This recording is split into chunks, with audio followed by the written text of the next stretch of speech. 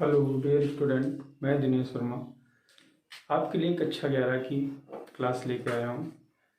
पिछली क्लास में हमने समांतर श्रेणी और समांतर माध्य के प्रतिबंध पढ़े थे। ठीक है, आज हम बताते हैं समांतर श्रेणी के प्रगुणों के विषय में। तो समांतर श्रेणी के जो प्रगुण होते हैं वो होते क्या हैं? जैसे हमने समांतर माध्य निकालने सीखे थे कि कैसे दो संख्याओं के बीच का एक समांतर माध्य निकालना है, दो संख्याओं के बीच 3, 4, 5 n समांतर मध्य पद निकालने के प्रतिबंध बताए थे। मेरे हिसाब से आप अच्छे से समझ लिए होंगे। ठीक है, जो लोग ना समझ पाए हों वो वीडियो पढ़ा है, आप देख सकते हैं। ठीक है, और चैनल को सब्सक्राइब भी करते रहिए और शेयर भी करते रहिए जिससे सब लोगों को लाभ मिल पाए। तो आज हम आपको बताएंगे समांतर श्रेणी के प्रगुण।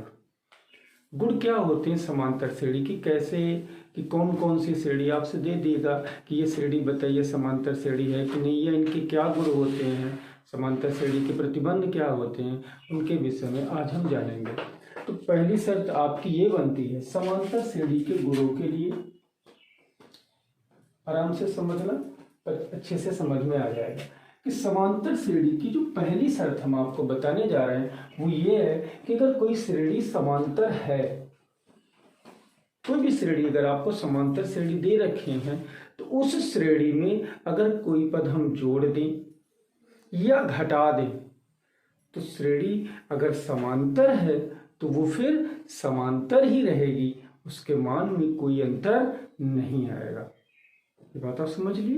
यानी कोई श्रेणी अगर समांतर है तो सदैव कैसी रहेगी, वो समांतर ही रहेगी, उसके मान में कोई अंतर नहीं आएगा। जैसे पहली शर्त हमने क्या बताई, यदि एक श्रेणी समांतर है, एक समांतर श्रेणी आपको दे दी गई है।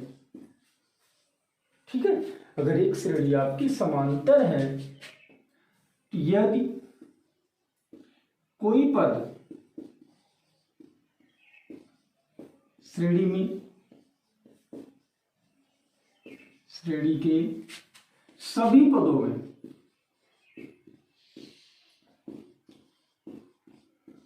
जोड़ दें या घटा दें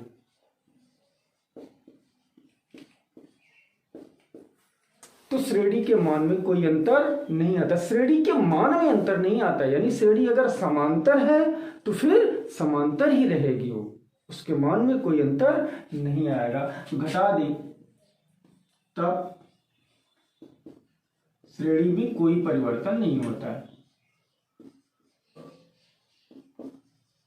या श्रेणी के मान में कोई परिवर्तन नहीं होता है, ऐसा कह सकते हैं, मान में कोई परिवर्तन नहीं होता है।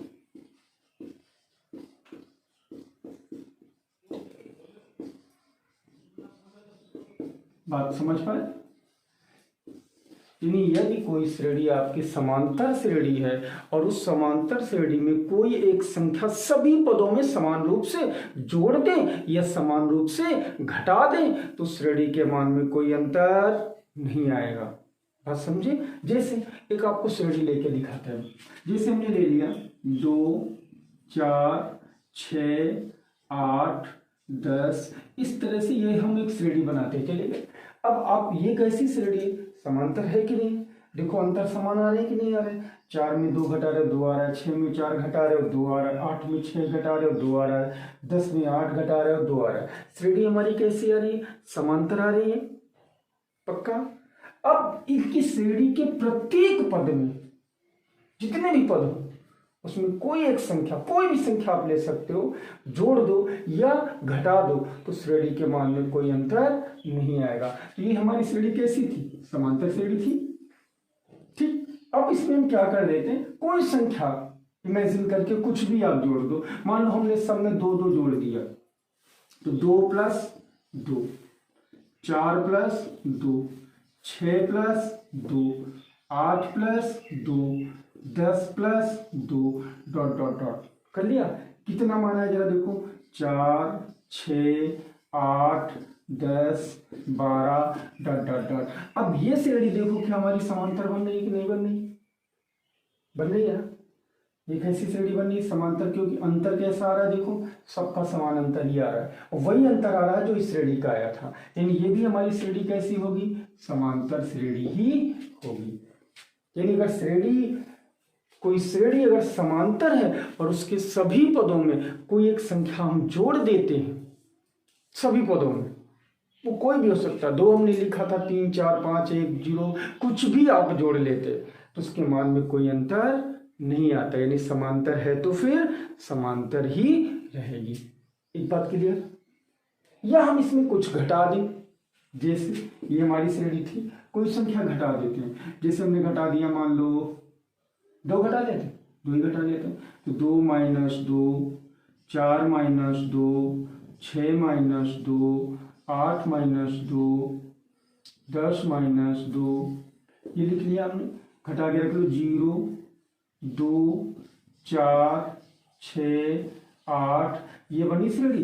देखो ये कैसी है हमारी? समांतर है या नहीं है? है समांतर, क्योंकि अंतर कैसे आ रहे हैं? समान आ रहा है। 2 में 0 घटाओ, 2 में 0 घटाओ 2 आएगा, 4 में 2 घटाओ 2 आएगा, 6 में 4 घटाओ 2 आएगा, 8 में 6 घटाओ 2 आएगा। तो एक प्रतिबंध आपको मिला।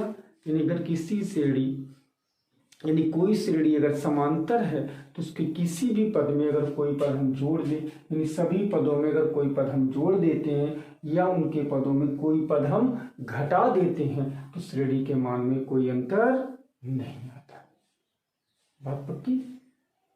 बात समझ के? यानी श्रेणी समांतर है तो कोई पद जोड़ें या हम घटाएं, सभी पदों में करना होगा, लेकिन तो श्रेणी का समांतर है तो फिर कैसी रहेगी? समांतर ही रहेगी। ठीक, आइए दूसरा प्रतिबंध समझते हैं। फिर इस प्रतिबंध को देखते हैं। इसे आपको दे दिया कि समांतर श्रेणी के प्रत्येक पद में, जैसे पिछले हमने प्रतिबंध क्या देखा, अगर कोई समांतर श्रेणी है तो उसके प्रत्येक पद में एक ही संख्या जोड़ दें या घटा दें तो श्रेणी हमारी कैसी रहेगी? समांतर ही रहेगी। उसी तरह से अगर समांतर श्रेणी कोई है, उसके प्रत्येक पद में किसी एक ही संख्या से हम गुणा कर दें या भाग कर दें तब भी हमारी श्रेणी कैसी प्राप्त होगी? समांतर ही प्राप्त होगी। यानी एक चीज कहने का मतलब यहां से मिलके आया, हमको क्या निकल के आया कि कोई अगर श्रेणी समांतर है और उसके प्रत्येक पद में किसी संख्या को जोड़ दें या घटा दें या गुणा कर दें या भाग कर दें तो अगर हमारी श्रेणी समांतर है तो फिर वो समांतर ही रहेगी। यानी जोड़ने से या घटाने से या गुणा करने से या भाग करने से श्रेणी में मान में कोई अंतर नहीं आता है। यानी अगर वो समांतर है तो फिर वो समांतर ही रहेगी। ठीक, ये बात क्लियर हुई। अगली बात इसी में और समझते हैं। एग्जाम्पल एक समझा देते तुमको। जैसे हमने ले लिया 2, 4, 6, 8 ऐसे ले लिया हमने।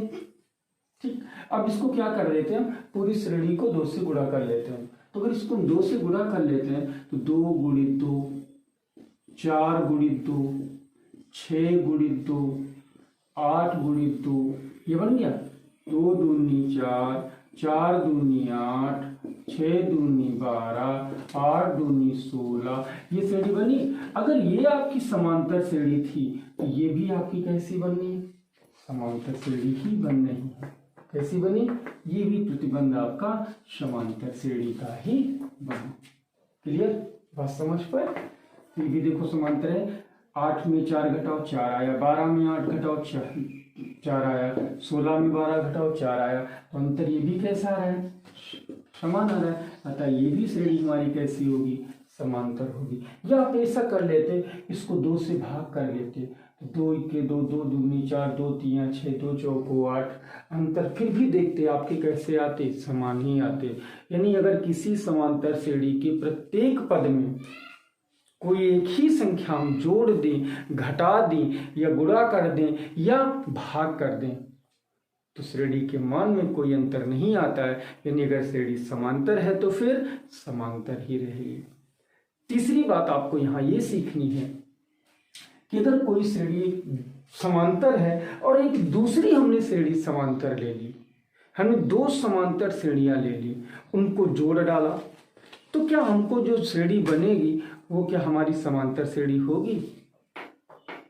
यानी किसी श्रेणी में अगर हम एक श्रेणी समांतर श्रेणी में दूसरी समांतर श्रेणी को जोड़ देते हैं तो क्या जो हमारी श्रेणी बन के आएगी वो कैसी श्रेणी होगी जी? वो भी आपकी कैसी होगी? समांतर श्रेणी होगी। यानी अगर एक समांतर श्रेणी में दूसरी समांतर श्रेणी को हम जोड़ देते हैं तो वो भी श्रेणी हमारी कैसी बनती है? समांतर श्रेणी बनती है। या एक समांतर श्रेणी में दूसरी समांतर श्रेणी को हम घटा देते हैं तब भी हमारी श्रेणी कैसी बनती है? समांतर श्रेणी ही बनती है। तीसरी बात समझ गए। चौथी बात, अगर एक घातीय कोई समीकरण आपकी बननी है तो पक्का है, एक घातीय समीकरण का मतलब तो समझते हो तुम। जैसे हमने एक घातीय समीकरण ले लिया 2x + 1, ये एक घातीय समीकरण है। एक घातीय अगर कोई समीकरण बनता है तो फिर ये कैसा होगा? ये एक समांतर श्रेणी निरूपित करेगा। यानी कोई भी एक घातीय समीकरण यानी एक घात के पदों के रूप में श्रेणी अगर हमको दी गई है तो वो श्रेणी हमारी कैसी होगी? समांतर श्रेणी होगी।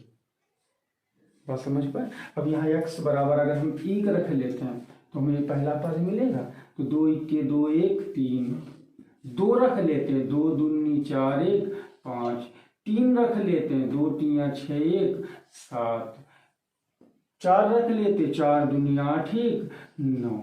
देखो अंतर कैसे आ रहा है? बराबर आ रहा है कि नहीं आ रहा है? तो ये भी हमारी श्रेणी कैसी बन रही है? समांतर श्रेणी बन रही है। तो आज हमने क्या सीखा कि अगर कोई समांतर श्रेणी दी गई है तो उसके सभी पदों में एक ही संख्या को जोड़ दें, घटा दें, गुणा कर दें या भाग कर दें, तो अगर श्रेणी हमारी समांतर है तो फिर कैसी रहेगी? समांतर ही रहेगी। या हम दो श्रेणियां ले लिया और वो दोनों समांतर थी और उनको जोड़ दें तो हमको भी एक समांतर श्रेणी प्राप्त होगी, या हम घटा दें तो भी हमको एक समांतर श्रेणी ही प्राप्त होगी। क्लियर? दूसरी बात, अगर कोई एक घातीय समीकरण दे दी क्या है तो आपसे पूछ लिया क्या ये समांतर श्रेणी में आएगा? ऐसे कंपटीशन में कई सवाल पूछे गए हैं कि ये श्रेणी कैसे निरूपित करेगा, तो ये एक समांतर गुणोत्तर ऋणात्मक आपसे बहुत सारे प्रतिबंध बना देगा, तो ये कैसी श्रेणी निरूपित करेगा? तो ये एक घातीय समीकरण है, इसलिए सदैव कैसी श्रेणी बनाएगा? सदैव समांतर श्रेणी ही बनाएगा। कितनी बात समझ पाए? आगे देखते हैं इसके प्रतिबंध। चलिए आगे समझते हैं।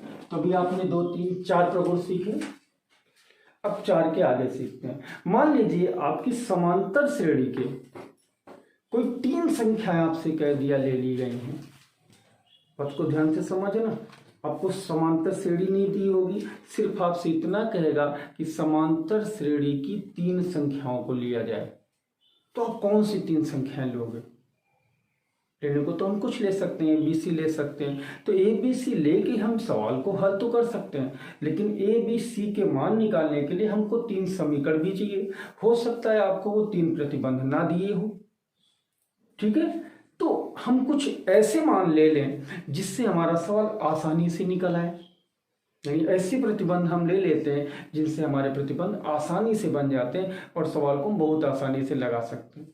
4 मान लेने तो आप ABCD ले लोगे, 5 लेने हो तो ABCDE ले लोगे, तो ऐसे आपको 5 मान निकालने पड़ेंगे। लेकिन अगर हमें कोई प्रतिबंध बनाना है, कोई प्रतिबंध एक बना लेते हैं जिनसे हम आसानी से सवाल को निकाल सकते हैं, तो सदैव याद रखना कि इन शर्तों को याद रखना है आपको। तो अगर समांतर श्रेणी की 3 संख्याएं आपको लेनी पड़ जाए, कहीं भी आपको दे दे कि समांतर श्रेणी की 3 संख्याएं लीजिए, तो आप समांतर श्रेणी की जब भी आपसे कहे 3 संख्याएं लेना।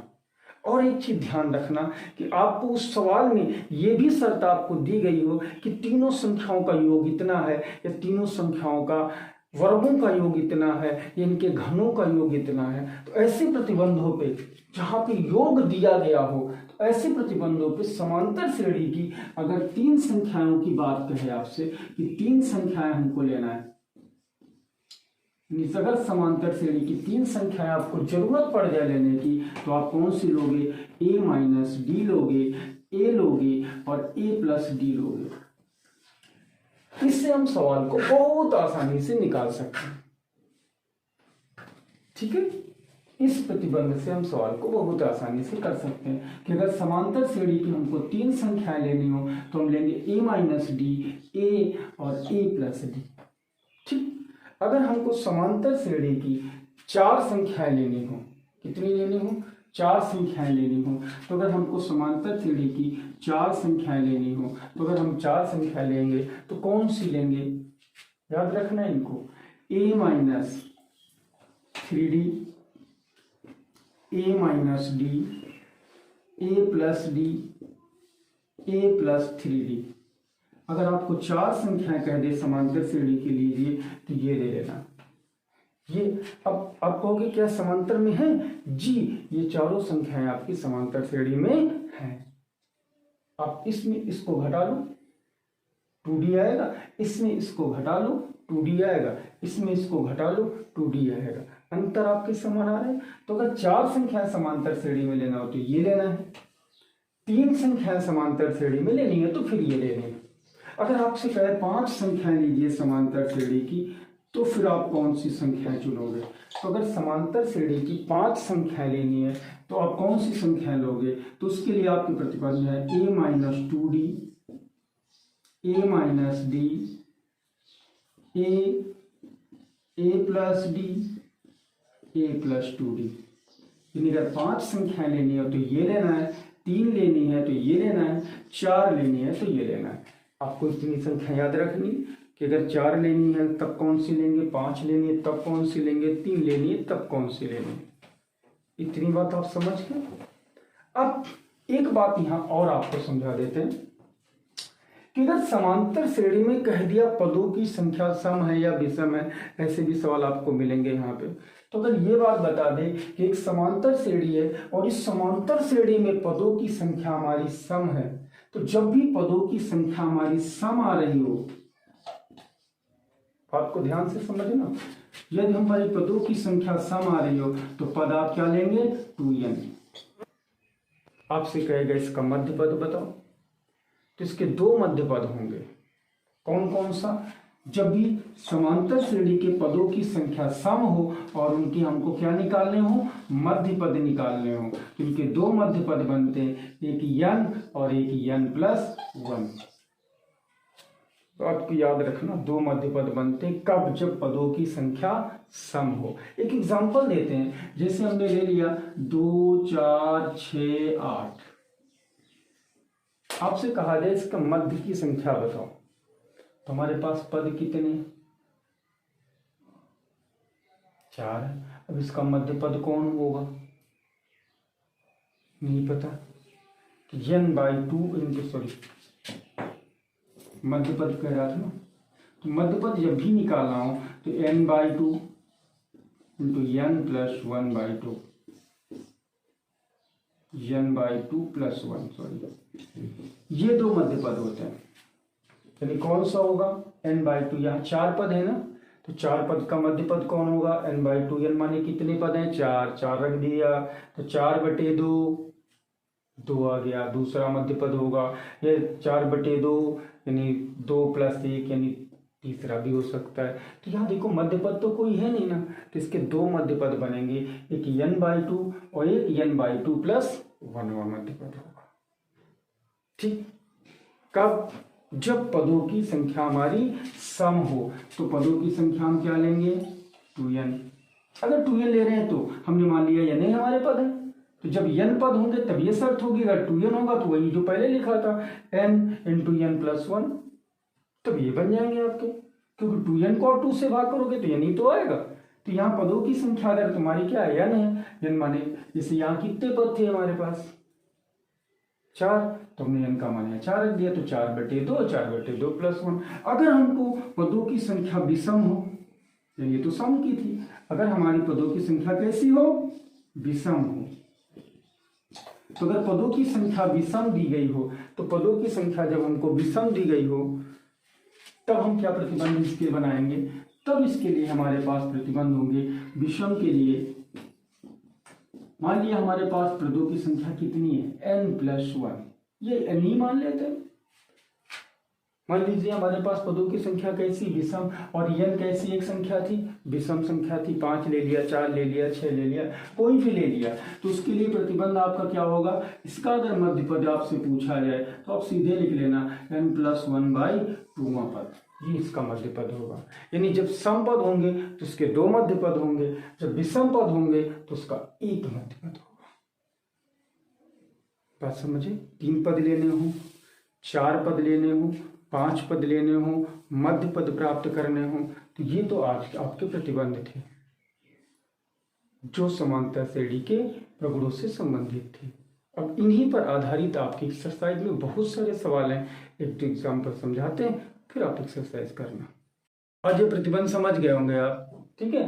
तो कैसे करने, तो ये थे समांतर श्रेणी के प्रगुणों के प्रतिबंध, ठीक है। अब इसके सवाल रह गए, तो सवाल हर टाइप के एक एक दो दो सवाल आपको अगले वीडियो में बताते हैं, क्योंकि फिर वीडियो बड़ा हो रहा था, है ना। तो ये प्रगुण आप अच्छे से समझ लीजिए, एक एक दो दो बार वीडियो चला के दोबारा देख लीजिए, आपको अच्छे से समझ में आएगा। और चैनल को सब्सक्राइब भी करिए और शेयर भी करिए, जिससे दूसरे लोग भी फायदा ले पाए। तब तक के लिए धन्यवाद।